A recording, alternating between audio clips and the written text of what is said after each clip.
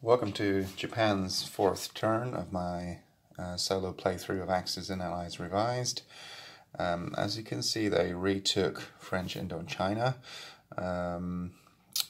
Again, I'm playing with all the optional rules, so Japanese battleships actually attack and defend at a 5, and it doesn't say anywhere that it doesn't apply to shore bombardment. And in this particular version, casualties don't get to attack back, that is, casualties of shore bombardment.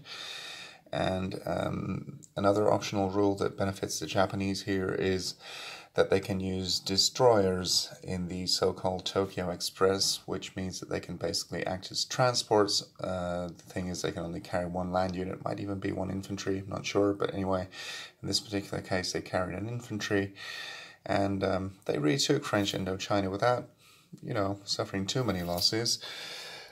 In order to do so, they did have to transfer quite a few of their units from China, so they're probably going to be in big trouble afterwards when the Americans and Chinese will undoubtedly press into China there.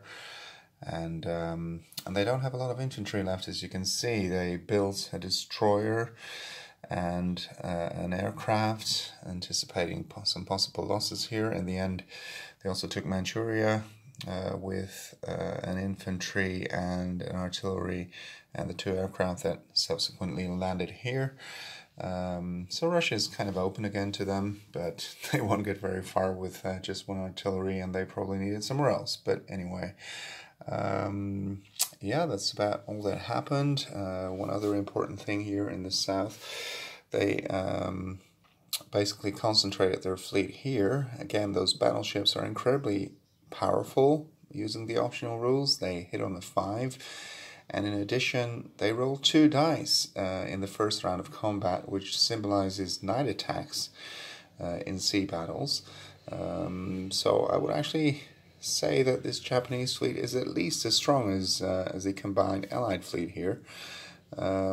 Now, if the Allies do attack, they will probably be able to build up their fleet much more quickly and easily than the Japanese would, but that fleet does indirectly protect the Money Islands here, because it would be, well, practically suicide to go in there now, especially because this aircraft carrier can also move down here, and well, no, not these 2, because there's actually an additional sea zone there.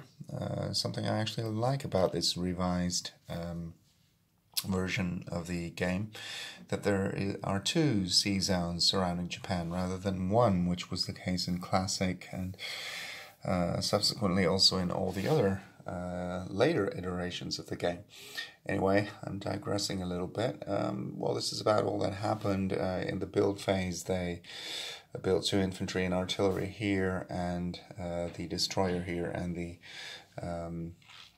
the fighter here. The Americans are too far away to actually be able to take it now.